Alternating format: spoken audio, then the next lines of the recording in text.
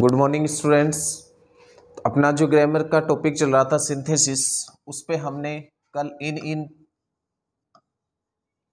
Points पे discuss किया था कि what is the definition of synthesis and what are the types of a sentence.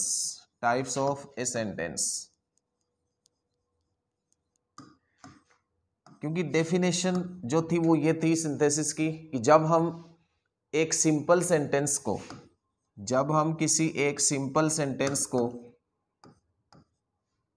दूसरे simple sentence के साथ जोड़ के और उससे या तो एक सिंपल ही बनाए सेंटेंस, या हम एक कंपाउंड सेंटेंस बनाएं, या एक कॉम्प्लेक्स सेंटेंस बनाएं। मीन्स दो या दो से ज्यादा सिंपल सेंटेंसेस को जोड़ के यदि एक सिंपल सेंटेंस बनाया जाए, यदि एक कंपाउंड बनाया जाए, यदि एक कॉम्प्लेक्स बनाया जाए, तो उसी का नाम क्या होता है? सिंथेसिस होता है। उसको सिंथेसिस कहा जाता है।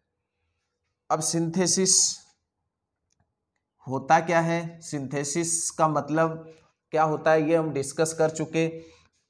अब जो पहला इसके अंदर आपको पॉइंट पूछा जाता है या क्वेश्चन जो बोर्ड एग्जाम में आता है वो आता है simple to simple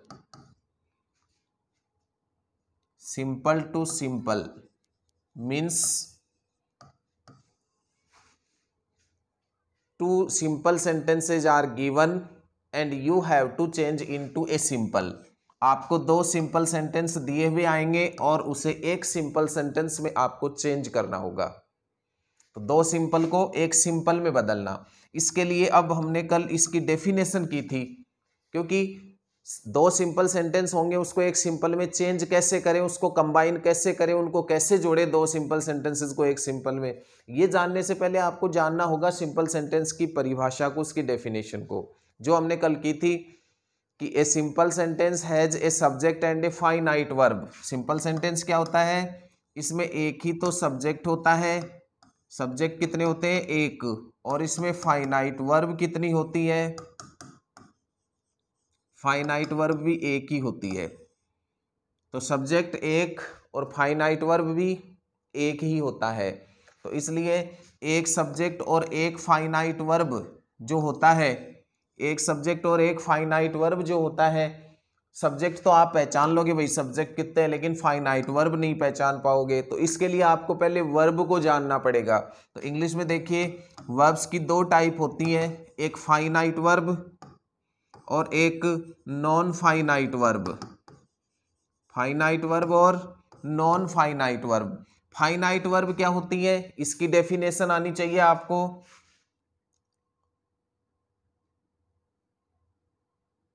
the verbs which are changed according to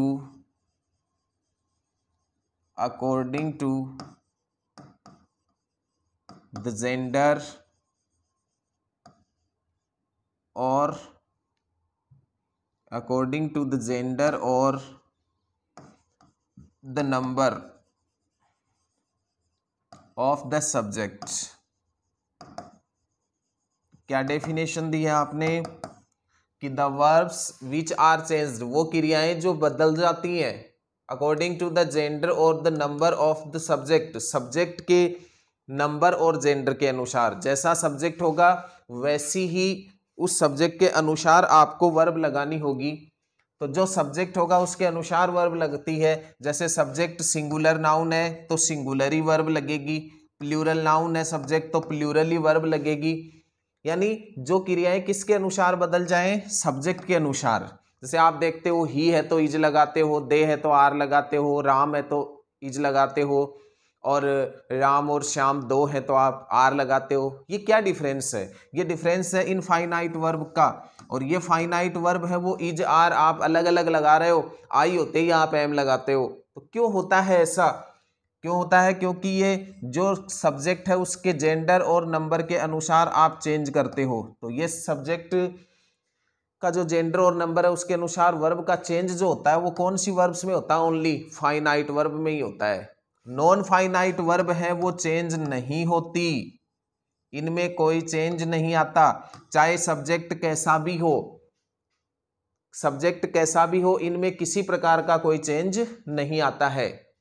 चाहे सब्जेक्ट कोई भी हो, वर्ब वो की वो लगेंगी, इसमें कोई चेंज नहीं आता कि सिंगुलर के साथ ये लगेगा और प्लूरल के साथ ये लगेगा, या मेस्कुलाइन जेंडर के साथ ये लगेगा और फेमिनाइन के साथ ये लगेगा, ऐसा कोई नियम नहीं होता। जबकि फाइनाइट वर्ब चेंज होती हैं। अब देखो कौन सी तो फाइनाइट होती हैं, यदि हम इन पे डिस्कस करें, यदि हम डिस्कस करें इन पे, तो आप इनको पहचान कैसे करोगे इनकी कि फाइनाइट वर्ब्स कौन सी होती हैं? चलो डेफिनेशन तो हो गई कि वो क्रियाएं जो सब्जेक्ट के लिंग और वचन के अनुसार, मीन्स जेंडर और नंबर के अनुसार चेंज होती हैं, वो फाइनाइट होती हैं। बट ये जो फाइनाइट वर्ब्स होती हैं वो होती कौन सी हैं? तो इनमें आपको ध्यान रखना है कि जितनी भी हेल्पिंग वर्ब्स, मॉडल्स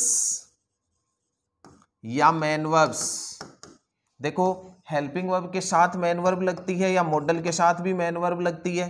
तो हेल्पिंग वर्ब और मॉडल्स जो होते हैं उनके साथ में जब मेन वर्ब लगेगी, तो हेल्पिंग वर्ब और मॉडल के साथ जो मेन वर्ब लगेगी, और अकेली मेन वर्ब भी यूज की जाती है, अकेली हेल्पिंग वर्ब से भी सेंटेंस बनते हैं।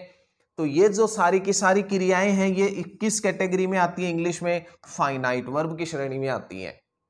किस श्रेणी में आती है? फाइनाइट। तो आपको एक आइडिया होना चाहिए कि फाइनाइट वर्ब है कौन सी। तो हेल्पिंग वर्ब अकेली आए सेंटेंस में या मेन वर्ब के साथ आए, मॉडल मेन वर्ब के साथ आए, या मेन वर्ब अकेली भी आती है कई टेंसेस में। तो यदि ये कंडीशंस आपको देखने को सेंटेंस में मिलती है तो आप समझ लेना कि वो सारी की सारी किसके बाद आनी चाहिए? सब्जेक्ट के तुरंत बाद। ये कहाँ आएंगी? सब्जेक्ट के तुरंत बाद। तो सब्जेक्ट के तुरंत बाद यदि अकेली हेल्पिंग वर्ब, यदि हेल्पिंग वर्ब के साथ मेन वर्ब, यदि मॉडल के साथ मेन वर्ब, या मेन वर्ब अकेली, ये कंडीशंस आ रही हैं सब्जेक्ट के तुरंत बाद, तो समझ लेना वो कौन सी वर्ब है? फाइनाइट। आपसे पूछे कि वो वर्ब कौन सी है तो बता देना फाइनाइट वर्ब है। हालांकि आपको वर्ब नहीं पूछेंगे, हम तो क्या पढ़ना चाह रहे हैं? सिंथेसिस। लेकिन सिंथेसिस को जानने से पहले आपको ये चीजें आनी बहुत आवश्यक है। अब बात आती है कि नॉन फाइनाइट कौन सी है। तो नॉन फाइनाइट वर्ब कौन सी होंगी? ये तो फाइनाइट थी, नॉन फाइनाइट को कैसे पहचानोगे आप सेंटेंस में? तो नॉन फाइनाइट वर्ब में आते हैं एक तो पार्टिसिपल्स। कौन सी वर्ब आती है? Participle verb. सेकंड कौन सी आती है? जिरंड। और थर्ड वर्ब कौन सी आती है? इन्फिनिटिव। इन्फिनिटिव ये वर्ब्स आती है। पार्टिसिपल वर्ब जो होती है उसके भी 3 भाग होते हैं पार्टिसिपल के, एक प्रेजेंट पार्टिसिपल, एक पास्ट पार्टिसिपल और एक परफेक्ट पार्टिसिपल। प्रेजेंट पार्टिसिपल का मतलब होता है V1 प्लस ING। जहां कहीं V1 प्लस ING आता है वो प्रेजेंट पार्टिसिपल होता है सेंटेंस में। जहां भी V3 अकेली वर्ब की थर्ड फॉर्म जहां कहीं आती है, सब्जेक्ट के तुरंत बाद नहीं आती। नॉन फाइनाइट वर्ब है वो कभी भी सब्जेक्ट के तुरंत बाद नहीं आती। यदि सब्जेक्ट के तुरंत बाद कोई वर्ब आ रही है तो वो फाइनाइट ही होंगी। बताया था मैंने अभी कि ये जो सब्जेक्ट के तुरंत बाद यदि कोई वर्ब आएगी तो वो कौन सी होगी? फाइनाइट होगी। चाहे वो हेल्पिंग वर्ब अकेली हो, चाहे मेन वर्ब अकेली हो, चाहे मॉडल के साथ मेन वर्ब हो, चाहे हेल्पिंग वर्ब के साथ हो, वो सब्जेक्ट के तुरंत बाद आने वाली वर्ब हमेशा फाइनाइट होती है, इसका ध्यान रखना। और नॉन फाइनाइट सब्जेक्ट के तुरंत बाद कभी नहीं आती, सेंटेंस में आगे ऑब्जेक्ट के बाद में या कहीं भी सब्जेक्ट से पहले ऐसे आ सकती हैं, लेकिन ये कभी भी सब्जेक्ट के तुरंत बाद यूज नहीं की जाती। ये कौन सी वर्ब है? एक तो है पार्टिसिपल। पार्टिसिपल क्या होता है? प्रेजेंट पार्टिसिपल तो होता है V1 plus ING, past participle होता है V3, और परफेक्ट पार्टिसिपल है उसकी पहचान करोगे हैविंग और वर्ब की थर्ड फॉर्म से। ये क्या होता है? हैविंग और वर्ब की थर्ड फॉर्म होती है। फिर आता है जिरंड। क्या है? तो जिरंड भी होता है V1 प्लस ING। जहां कहीं वर्ब में ING जुड़ा हुआ मिले वो प्रेजेंट पार्टिसिपल भी होता है और वो जिरंड भी होता है। तो फिर इन दोनों में क्या अंतर होगा कि प्रेजेंट पार्टिसिपल है कि जिरंड है, हम कैसे पहचान करेंगे? तो ध्यान रखना जिरंड हमेशा नाउन के रूप में यूज होता है।